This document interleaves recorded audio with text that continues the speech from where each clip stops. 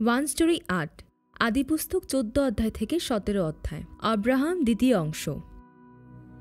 ঈশ্বর আব্রাহামকে ডেকেছিলেন এবং তিনি ব্যাবিলনের মেসোপটেমিয়ার শহর উর ছেড়েছিলেন। এই অঞ্চল পৃথিবীর সর্বোচ্চ জাঁকজমক এবং পাপে পরিপূর্ণ একটি দেশ ছিল। সেখান থেকে রওনা দিয়েও আব্রাহাম হারানে তার পিতার সঙ্গে থেকে যান। আব্রাহাম যদিও মূল ভূখণ্ড ত্যাগ করেছিলেন, কিন্তু তার পিতাকে ছেড়ে যেতে পারেননি। শেষে তিনি পিতার সঙ্গ অস্বীকার করেছিলেন এবং হারান ছেড়েছিলেন, আর একজন নিরুদ্দেশ হওয়া ব্যক্তির মতো অচেনা পথে যাত্রা করেছিলেন যে তার নিজের গন্তব্য জানত না। বিশ্বাসী মানুষের যাত্রা এমনই হয়। বাইবেল বলে, বিশ্বাসানুরূপে ইহারা সকলে মরিলেন, ইহারা প্রতিজ্ঞা কলাপের ফল প্রাপ্ত হন নাই, কিন্তু দূর হইতে তাহা দেখিতে পাইয়া সাদর সম্ভাষণ করিয়াছিলেন, এবং আপনারা যে পৃথিবীতে বিদেশী ও প্রবাসী ইহা স্বীকার করিয়াছিলেন। কারণ যাহারা এরূপ কথা বলেন, তাহারা যে নিজ দেশের অন্বেষণ করিতেছেন ইহাই স্পষ্ট ব্যক্ত করেন। ইব্রিয় ১১ অধ্যায় ১৩-১৪ পদ। এইভাবে তারা অবশেষে কনান দেশে প্রবেশ করেছিল এবং ঈশ্বরের কাছ থেকে প্রতিশ্রুতি পেয়েছিল যে এই কনান দেশটি আব্রাহামকে এবং তার ভাবী বংশধরকে দেওয়া হবে। আদিপুস্তক ১২ অধ্যায় ৭ পদ, ১৫ অধ্যায় ৭ পদ এবং ১৭ অধ্যায় ৮ পদ। কিন্তু যদিও আব্রাহাম মূল ভূখণ্ড এবং তার পিতাকে ছেড়েছিলেন, তার ভাগ্নে লোট তার সাহচর্য করেছিল। মিশরে একটি গুরুতর আধ্যাত্মিক ব্যর্থতার সম্মুখীন হওয়ার পরে তিনি লোটের সাহচর্য ত্যাগ করেছিলেন এবং ঈশ্বরের সাথে সম্পর্ক আরও নিবিড়ভাবে বৃদ্ধি করেছিলেন। যাই হোক, যদিও আব্রাহামকে ঈশ্বরের সন্তান হিসেবে ডাকা হয়েছিল, তবুও তিনি একটি পাপীর জীবন যাপন করেছিলেন। বাইবেলের পরবর্তী অংশে তাই তিনি উত্থান পতনের পুনরাবৃত্তি করবেন এবং অল্প অল্প করে ঈশ্বরকে আরও গভীরভাবে জানবেন এবং অনুভব করবেন।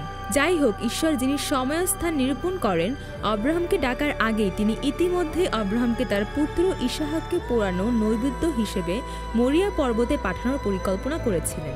লোটের সিদ্ধান্ত এবং তার ফল। আব্রাহামের ভাগ্নে লোট ঈশ্বরের সাথে কোনো যোগাযোগ ছাড়াই সদম ও গমোরা দেশে গিয়েছিলেন।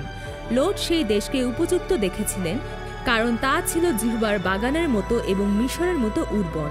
আদিপুস্তক ১৩ অধ্যায় ১০ পদ। যেহেতু সেই দেশ বসবাসের উপযোগী এবং দেখতে সুন্দর ও একটি ভালো জায়গা ছিল, সেখানে অনেক লোভী লোক বাস করত এবং কদরলায়ম এর সম্মিলিত সেনাবাহিনী কেবল সমস্ত সম্পদ এবং খাদ্য কেড়ে নেয়নি, তারা সদমে বসবাসকারী লোট এবং তার সম্পদও লুণ্ঠিত করেছিল। আদিপুস্তক ১৪ অধ্যায় ১১-১২ পদ। লোট, যিনি ঈশ্বরের সাথে যোগাযোগ না করে নিজের চোখে যা সঠিক তা বেছে নিয়ে দুনিয়ার জীবন অনুসরণ করেছিলেন, তিনি সর্বস্ব হারিয়েছিলেন। যাই হোক, এটি ছিল ভাবী মহাবিচার আসার আগের একটি সতর্ক বার্তা মাত্র। এই মুহূর্তে এটি ছিল মানুষের দ্বারা তৈরি মিত্র বাহিনীর আক্রমণ এবং অরাজকতা। কিন্তু আমরা জানি যে সদম এবং গমোরা অঞ্চলগুলি শীঘ্রই ঈশ্বরের হাতে গন্ধক এবং আগুন দ্বারা ধ্বংস হয়ে যাবে। আদিপুস্তক ১৯ অধ্যায় ২৪-২৫ পদ। কদরলায়ম এর মিত্রদের করুণ অবস্থার মধ্য দিয়ে যদিও লোট শেষে বুঝতে পেরেছিলেন যে মানসিক দৃষ্টি দিয়ে জগৎ পছন্দ বেছে নেওয়া ছিল তার বোকামি এবং তাকে সেই প্রাচুর্যের দেশ ছেড়ে যেতে হয়েছিল। জিরোমীয় ৫১ অধ্যায় ৪৪-৪৫ পদ, প্রকাশিত বাক্য ১৮ অধ্যায় ২ এবং ৪ পদ। লোট পরিত্রাণের বিষয়ে ঈশ্বরের সতর্কবাণী উপেক্ষা করেই সেখানে গিয়ে থেকেছিলেন এবং অবশেষে তিনি যে সমস্ত সম্পদ সঞ্চয় করেছিলেন এবং যে শহরটি তিনি পছন্দ করেছিলেন তা সবই পুড়ে গিয়েছিল। তার স্ত্রী লবণের স্তম্ভে পরিণত হয়েছিল এবং শেষে তার ২ কন্যা তাদের পিতার সাথে ঘুমিয়েছে। আদিপুস্তক ১৯ অধ্যায় ২৪-৩৮ পদ। এটি পাপী লোকেদের নির্বোধ পছন্দ এবং এর বিপর্যয়কর ফলাফল। এবং এই জঘন্য মূর্খতা ইসরায়েলীয়রা পুনরাবৃত্তি করবে। তারা ঈশ্বরের রাজত্বের বিরুদ্ধে বিদ্রোহ করেছিল এবং একজন মানুষকে রাজা হিসেবে চেয়েছিল। প্রথম শমূয়েল ৮ অধ্যায় ৫ পদ। অবশেষে এই জন্য উত্তর ইসরায়েল ধ্বংস হয়ে গিয়েছিল এবং দক্ষিণ জিহুদা, যারা উত্তর ইসরায়েলের ধ্বংসকে উপেক্ষা করেছিল, তারাও ধ্বংস হয়ে গিয়েছিল। এবং তাদের ধ্বংসের ইতিহাস আমাদের জন্য একটি উদাহরণ ও একটি আয়না হিসেবে কাজ করে। বাইবেল বলে, এই সকল তাহাদের প্রতি দৃষ্টান্ত স্বরূপ ঘটিয়াছিল এবং আমাদেরই চেতনার জন্য লিখিত হইল, আমাদের যাহাদের উপরে যুগকলাপের অন্ত আসিয়া পড়িয়াছে। প্রথম করিন্থীয় ১০ অধ্যায় ১১ পদ। বর্তমানে পৃথিবীতে আমরা যদি বাইবেলের মাধ্যমে প্রদত্ত ঈশ্বরের সতর্কবাণী উপেক্ষা করি এবং ধ্বংসের পথে যাই, আমরা যদি ঈশ্বরকে স্বীকার না করে বেঁচে থাকি এবং বিশ্বাস করি যে এই পৃথিবী এবং বিশ্বের সমস্ত জিনিসই সবকিছু, তবে শেষ পর্যন্ত আমরা কেবলমাত্র ব্যর্থতা এবং হতাশা নয়, চিরন্তন বিচারে শেষ হব। প্রকাশিত বাক্য 9 অধ্যায় 6 পদ। মিত্র বা বন্ধুর সাথে যুদ্ধ। আব্রাহাম, যিনি কনানে দুর্ভিক্ষের সম্মুখীন হওয়ার কারণে ঈশ্বরের সাথে যোগাযোগ না করে মিশরে গিয়েছিলেন, যদিও ঈশ্বর তাকে পরিচালনা দিয়ে সেখানে নিয়ে গিয়েছিলেন, আর তিনি তার স্ত্রী সারাকে তার বোন বলে পরিচয় করিয়ে দিয়ে সকলকে মিথ্যা বলার মাধ্যমে তার অবিশ্বাসী মনোভাবকে প্রকাশ করেছিলেন, আর পরে তার ভাতিজা লোটের থেকে আলাদা হয়ে যাওয়ার মাধ্যমে তার বিশ্বাসের পদক্ষেপও আমরা দেখতে পাই। কারণ আব্রাহাম যখন শুনলেন যে সদমের কর্দলায়মকে কেন্দ্র করে 4 জন রাজার একত্রিত মিত্র বাহিনীর শক্তির দ্বারা লোট ও তার পরিবার বন্দী হয়েছে, আব্রাহাম সেখানে তার দলবল নিয়ে গিয়েছিলেন এবং একটি দুর্দান্ত বিজয় অর্জন করেছিলেন। আদিপুস্তক 14 অধ্যায় 14 থেকে 16 পদ। এই আব্রাহাম মিশরের সেই আব্রাহাম থেকে আলাদা, কারণ এবার তিনি ঈশ্বরের সঙ্গে ছিলেন এবং তিনি শালেমের রাজা মল্কিসেদকের কাছ থেকে একটি আশীর্বাদ পান, যিনি পরাক্রমশালী ঈশ্বরের একজন যাজক, যার সাথে তিনি বিজয়ের পরে ফেরার পথে দেখা করেছিলেন। এবং আব্রাহাম যা পেয়েছেন তার দশমাংশ দিয়েছিলেন এবং দৃঢ়ভাবে সদমের রাজা মল্কিসেদকের আপনি মানুষগুলো আমাকে দিন এবং সম্পদগুলো আপনি রাখুন এই প্রস্তাব প্রত্যাখ্যান করেছিলেন। আদিপুস্তক 14 অধ্যায় 22 থেকে 24 পদ। এটি সম্ভব হয়েছিল কারণ আব্রাহাম ইতিমধ্যেই মিশরে উপলব্ধি করেছিলেন যে এই পৃথিবীর সমস্ত কিছু ঈশ্বরের। বিশ্বাসের ধার্মিকতা। ঈশ্বরের সাহায্যের মাধ্যমে আব্রাহাম 4টি শক্তিশালী মিত্র রাজাদের পরাজিত করেছিলেন, কিন্তু যেহেতু নিরাপত্তা শক্তির উপর নির্ভর করে, আব্রাহাম অবশ্যই ভয় পেয়েছিলেন। এই মুহূর্তে ঈশ্বরের বাক্য তার কাছে এসেছিল। বাইবেল বলে, তিনি বলিলেন, আব্রাহাম ভয় করিও না, আমি তোমার ঢাল ও তোমার মহাপুরস্কার। আদিপুস্তক 15 অধ্যায় 1 পদ। আব্রাহাম তখনও জানেন না যে ঈশ্বর আব্রাহামের পুরস্কার বলতে ঈশ্বর কি বুঝিয়েছেন। যখন ঈশ্বর বললেন, আমি তোমার অতীব মহান পুরস্কার, আব্রাহাম বললেন, হে প্রভু সদাপ্রভু, তুমি আমাকে কি দিবে? আমি তো নিঃসন্তান হইয়া প্রয়াণ করিতেছি এবং এই দম্মেশকের ইলিয়েশর আমার গৃহের ধনাধিকারী। আদিপুস্তক 15 অধ্যায় 2 পদ। তখন ঈশ্বর বলেন, না। ঈশ্বর আব্রাহামকে বলেন, কোনো দাস তার উত্তরাধিকারী হবে না, কিন্তু উত্তরাধিকারী হবে আব্রাহামের মাংস ও রক্তের, অর্থাৎ তার ঔরস হতে যে আসবে সে। তারপর ঈশ্বর আব্রাহামকে বাইরে নিয়ে গেলেন এবং আকাশের তারাগুলো দেখিয়ে বললেন, তোমার বংশ আকাশের তারার মতো হবে। আদিপুস্তক 15 অধ্যায় 5 পদ। যাই হোক, যদিও আব্রাহামের বিশ্বাস পরিপক্ক হওয়ার প্রক্রিয়ায় ছিল, কিন্তু এখনও দুর্বল। বাইবেল বলে যে আব্রাহাম প্রভুতে বিশ্বাস করিয়াছিলেন এবং ঈশ্বর এটিকে তার ধার্মিকতা হিসেবে গণ্য করেছিলেন। আদিপুস্তক 15 অধ্যায় 6 পদ। এটা কতটা হাস্যকর! যিনি প্রতিশ্রুতি দিয়েছেন তার কোনো অর্থ নেই এবং আব্রাহাম যিনি প্রতিশ্রুতিতে বিশ্বাস করেছিলেন তারও কোনো অর্থ নেই। এটাই হলো অনুগ্রহে বিশ্বাস।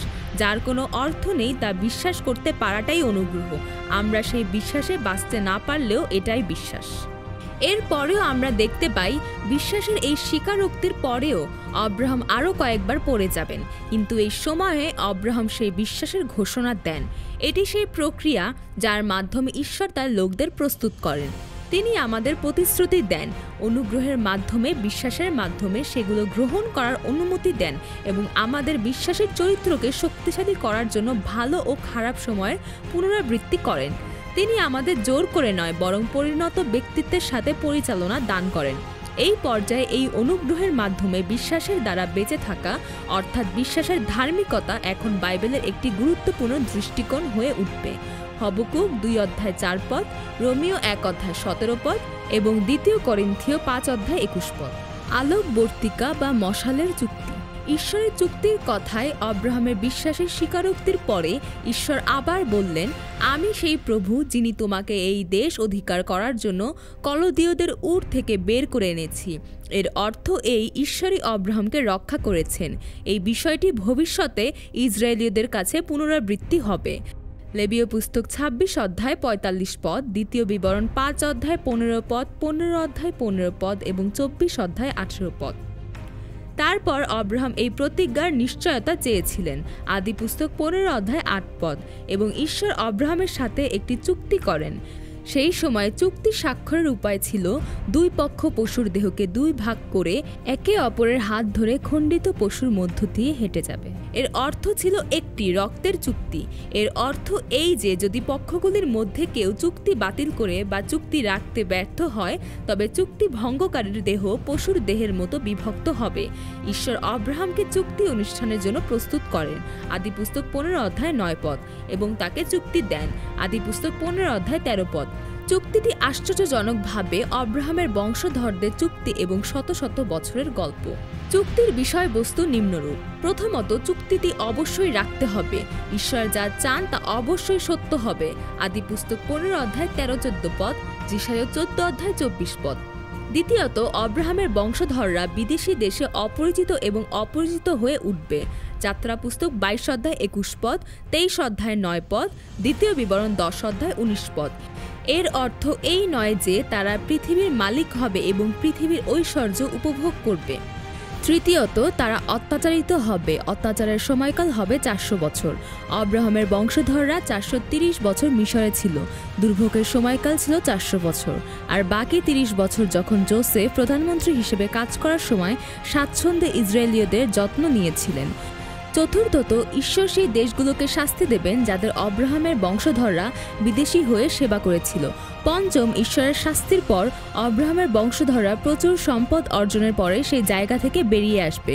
যাত্রার ইতিহাস শুধুমাত্র ঈশ্বরের অনুগ্রহের মাধ্যমে অযোগ্য ইসরায়েলীয়দের পরিত্রাণের জন্য, যা ইতিমধ্যেই অব্রাহামের মাধ্যমে পূর্বে দেখানো হয়েছিল যখন তিনি সেই একই দেশ মিশর ছেড়েছিলেন। আদিপুস্তক 13 অধ্যায় 1-2 পদ। ঈশ্বর অব্রাহামের সাথে চুক্তির কথা বলেন এবং যদিও ঈশ্বরকে অব্রাহামের সাথে সেই বলি দেয়া অর্ধেক প্রাণীর মধ্য দিয়ে যেতে হয়, তিনি জ্বলন্ত মশালের আকারে একাই এটিকে অতিক্রম করে যান। আদিপুস্তক 15 অধ্যায় 17 পদ। শুধুমাত্র ভালো ও মন্দের জ্ঞানের গাছের ফল না খাওয়ার চুক্তিটি ছিল একটি দ্বিমুখী চুক্তি এবং পবিত্র ঈশ্বর নারীর বংশধরের চুক্তি থেকে শুরু করে যে কোনো চুক্তিতে পাপী লোকদের সাথে দ্বিপাক্ষিক কোনো চুক্তিতে প্রবেশ করতে পারেন না। এই কারণে ঈশ্বর নিজেই এই চুক্তির সূচনাকারী, অগ্রগতিকারী এবং চূড়ান্তকারী, দুই ভাগে বিভক্ত প্রাণীর মধ্যে একাই তিনি চলে গিয়েছিলেন, যাতে চুক্তিটি একটি সঠিক চুক্তিতে পরিণত হয় যা অবশ্যই পূর্ণ হবে। এবং ঈশ্বর পুনরায় বলেন যে তিনি এই দেশ অর্থাৎ কনান দেশ তাকে দেবেন। হাগার ও ইসমাইল। বিশ্বাসের যে যাত্রা অব্রাহাম অনুসরণ করেন, আমরা সেই বিশ্বাসের যাত্রার উত্থান পতন দেখেছি। ঈশ্বরের অদম্য উদ্যোগে অব্রাহাম তার মূল ভূখণ্ড, তার পিতার বাড়ি এবং তার ভাইপো লোটকে ত্যাগ করেছিলেন। ইতিমধ্যে তিনি ঈশ্বরের সাথে যোগাযোগ না করেই মিশরে গিয়েছিলেন এবং তার স্ত্রীকে তার বোন হিসেবে প্রতারিত করেছিলেন। অবশেষে লোট চলে যাওয়ার পরে তিনি ঈশ্বরের কাছ থেকে একটি প্রতিশ্রুতি পেয়েছিলেন যে তুমি যেখানে যাবে সেসব জায়গা আমি তোমাকে দেব। আদিপুস্তক 13 অধ্যায় 14-17 পদ। এবং 4টি মিত্র রাজার সমন্বিত বাহিনীকে পরাজিত করে তিনি তার ভাতিজা লোটকে রক্ষা করেন এবং শালেমের রাজা মল্কিশেদকের কাছ থেকে আশীর্বাদ পান। এছাড়াও তিনি ঈশ্বরের প্রতি বিশ্বাসের মাধ্যমে ধার্মিক বলে গণ্য হন এবং মশালের সাথে ঈশ্বরের চুক্তির স্বাক্ষরকারী হিসেবে গর্বের সাথে তার বিশ্বাসে অগ্রগতি দেখিয়েছিলেন। মনে হচ্ছে অব্রাহাম এখন ঈশ্বরের পরিণত সন্তান হয়েছে এবং মনে হচ্ছে ভবিষ্যতে কেবল বিজয় দেখা যাবে। যাই হোক, এই পৃথিবীতে অপরিচিত এবং বিদেশীর মতো জীবন যাপনের সময় একজন পাপীর পক্ষে শুধুমাত্র ঈশ্বরের দিকে দৃষ্টি রেখে চলা মোটেও এত সহজ নয়। সারা, অব্রাহামের স্ত্রী, দীর্ঘদিন ধরে সন্তান ধারণ করতে পারেনি এবং তার বয়স এমন এক পর্যায়ে পৌঁছেছিল যে সময় সন্তান ধারণ করা প্রায় অসম্ভব ছিল। এই অবস্থায় তিনি এই সমস্যার একটি মানবিক সমাধানের চেষ্টা করেছিলেন। তিনি অব্রাহামকে তার দাসী হাগারের মাধ্যমে সন্তান জন্ম দেয়া এবং সেই সন্তানকে নিজের মতো গঠন করার পরামর্শ দিয়েছিলেন, যা সেই সময় খুবই প্রচলিত একটি সাধারণ পদ্ধতি। অব্রাহাম তৎক্ষণাৎ প্রস্তাবে সম্মত হন এবং সেই অনুযায়ী করেন। আদিপুস্তক 16 অধ্যায় 4 পদ। ঈশ্বর স্পষ্ট বলেছিলেন, যে তোমার রক্ত মাংস থেকে আসবে সে তোমার উত্তরাধিকারী হবে। তার মানে এটা দাসীর মাধ্যমে নয়, সারার মাধ্যমে। আদিপুস্তক 17 অধ্যায় 19 পদ। আব্রাহাম সরাসরি ঈশ্বরের কথা শুনেছিলেন এবং সারা সম্ভবত অব্রাহামের কাছ থেকে ঈশ্বরের এই কথা শুনেছিলেন, কিন্তু অব্রাহাম ঈশ্বরের পরিবর্তে সারার কথা শুনেছিলেন, যা আদম ও হবার দ্বারা সৃষ্ট একই পরিস্থিতিকে প্রকাশ করে। আদিপুস্তক 2 অধ্যায় 17 পদ এবং 3 অধ্যায় 6 পদ। শুধু তাই নয়, হাগার ছিল একজন দাসী যাকে অব্রাহাম মিশর থেকে কনানে নিয়ে এসেছিলেন যখন তিনি ঈশ্বরের সাথে যোগাযোগ না করে সেখানে গিয়েছিলেন। আদিপুস্তক 12 অধ্যায় 16 পদ। ঈশ্বর যখন অব্রাহামকে দ্বিতীয়বার আবার ডাকেন তখন অব্রাহামের বয়স ছিল 75 বছর। আদিপুস্তক 12 অধ্যায় 4 পদ। জল প্লাবনের বিচারের পরে মানুষের আয়ুষ্কাল দ্রুত হ্রাস পায় এবং যে বয়সে শিশুদের জন্ম হয়েছিল তা উল্লেখযোগ্যভাবে পরিবর্তিত হয়। আদিপুস্তক 5 অধ্যায় 32 পদ। অতএব সারার সেই প্রস্তাবের সময় আব্রাহামের বয়স 85 এবং সারার বয়স 75 বছর। অর্থাৎ মানুষের সাধারণ শারীরিক নিয়মে গর্ভধারণ করা অসম্ভব। ঈশ্বর অব্রাহামকে তার ২০ বছর বয়সে যখন তিনি যুবক তখন ডাকেননি, কিন্তু অব্রাহামের শারীরিকভাবে সন্তান জন্ম দেওয়ার যখন মানুষের দৃষ্টিতে অসম্ভব তখন তিনি অব্রাহামকে ডাকলেন, যা আসলে ঈশ্বরের ইচ্ছাকে প্রকাশ করবে, মানুষের ক্ষমতা নয়। এটি একটি দ্বিমুখী চুক্তি নয়, শুধুমাত্র একটি একতরফা চুক্তি যা ঈশ্বরের অনুগ্রহের চুক্তি। অবশেষে অব্রাহাম তার দাসী হাগারের মাধ্যমে ইসমাইল নামে একটি পুত্রের জন্ম দেন এবং ইসমাইলের জন্ম হবে অব্রাহামের পরিবারের দুর্দশা এবং পরবর্তী ইতিহাসে এটি একটি বড় পরিবর্তনের কারণ হবে। আদিপুস্তক ১৬ অধ্যায় ৪ থেকে ১৪ পদ। মিশরে অব্রাহামের দুঃখজনক আধ্যাত্মিক পরাজয়ের পর আমরা তার বিশ্বাসের ঊর্ধ্বমুখী চিত্র দেখতে পেলেও এই পর্যায়ে আবারও একটি বিপর্যয়ের আভাস আমরা দেখতে পাই। এটি ১৩ বছরের জন্য ঈশ্বরের নিরাপত্তার সময় হয়েছিল। আদিপুস্তক ১৬ অধ্যায় ১৬ পদ এবং ১৭ অধ্যায় ১ পদের মধ্যে। ৮৬ বছর বয়সে ইসমাইলকে জন্ম দেওয়ার পর ১৩ বছর ধরে অব্রাহামের কাছে ঈশ্বর নীরব ছিলেন। অব্রাহামের ৯৯ বছর বয়স পর্যন্ত ঈশ্বর তার কাছে আবির্ভূত হননি। আর ঈশ্বর এখন যখন অব্রাহামকে দর্শন দিয়েছিলেন সেই সময় পুরুষ হিসেবে সন্তান জন্ম দেওয়া প্রায় অসম্ভব ছিল।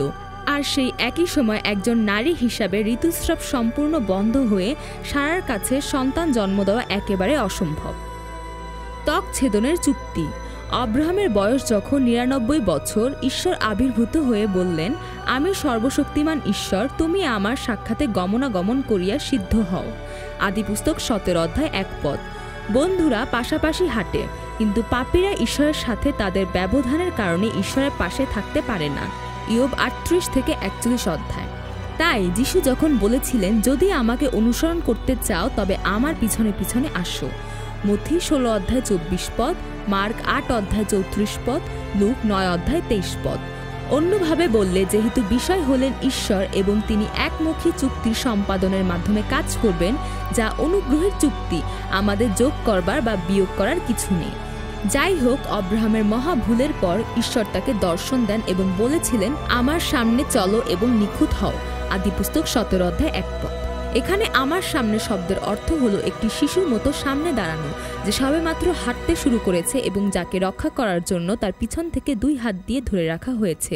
এটি সেই একমুখী চুক্তি এবং অনুগ্রহের চুক্তি থেকে আলাদা একটি বিষয়। অব্রাহাম মেসোপটেমিয়ার উর্বর অঞ্চল ছেড়ে চলে যান, তার পিতা ও ভাতিজাকে রেখে যান, মিত্র শক্তিকে পরাজিত করেন এবং বিশ্বাসের ধার্মিক হিসেবে স্বীকৃতি পান। এটি অব্রাহামের নিজের ধার্মিকতার কারণে হয়নি, এটি অব্রাহামকে দেওয়া অনুগ্রহ এবং ঈশ্বরের সেই হাত যা অব্রাহামকে রক্ষা করেছিল। এটি নোহের মাধ্যমে প্রকাশিত ধার্মিকতা এবং ঈশ্বরের উদ্যোগ যা মসি এবং দাউদের মাধ্যমে অব্যাহত থাকবে। এছাড়াও যখন ঈশ্বর অব্রাহামকে তার সামনে কাজ করতে এবং নিখুঁত হতে বলেছিলেন, এর মানে হলো যে অব্রাহামের পক্ষে নিখুঁত হওয়া অসম্ভব, কারণ তিনি ইতিমধ্যে একটি বিশাল ভুল করার জন্য মহাশাস্তি নিয়ে এসেছিলেন। অতএব অব্রাহামের যত বেশি তার অসম্ভবতাকে স্বীকৃতি দেয় এবং স্বীকার করে, ততই ঈশ্বরের মাধ্যমে তার পরিপূর্ণতা প্রকাশ পায়। এটি পুরাতন নিয়মের ইতিহাসের একটি ঘটনা যা বলে দুর্বলতায় শক্তি, যা প্রেরিত পৌলের বিশ্বাসের মূল ভিত্তি। ২ করন্থীয় ১২ অধ্যায় ১ থেকে ১০ পদ। বাইবেল আমাদের নিজেদেরকে অস্বীকার করতে এবং ঈশ্বরকে ধরে রাখতে বলে। আমাদের দুর্বলতা এবং অসম্ভবতা স্বীকার করাই বিশ্বাসের প্রকৃত বিজয়। এরপর ঈশ্বর অব্রাহামকে আবার একটি চুক্তি দেন এবং সেই চুক্তি হবে ঈশ্বর এবং অব্রাহামের মাঝে এবং অব্রাহামের সাথে।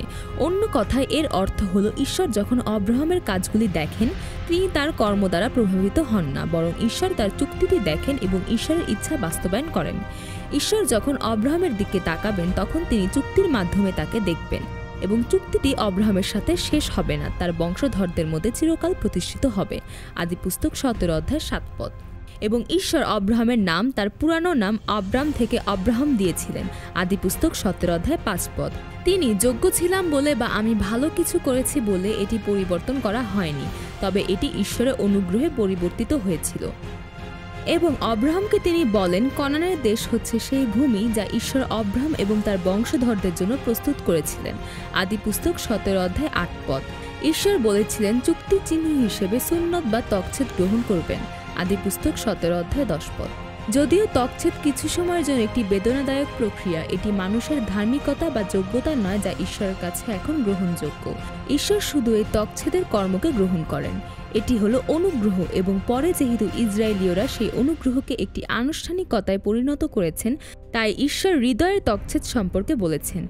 দ্বিতীয় বিবরণ 10 অধ্যায় 16 পদ, রোমিও 2 অধ্যায় 28-29 পদ, এবং সেই তকছেদ অজিহুদীদের অন্তর্ভুক্ত করে। আদিপুস্তক 17 অধ্যায় 12 পদ, যা ছিল আসন্ন অজিহুদীদের সুসমাচার প্রচারের একটি ইঙ্গিত।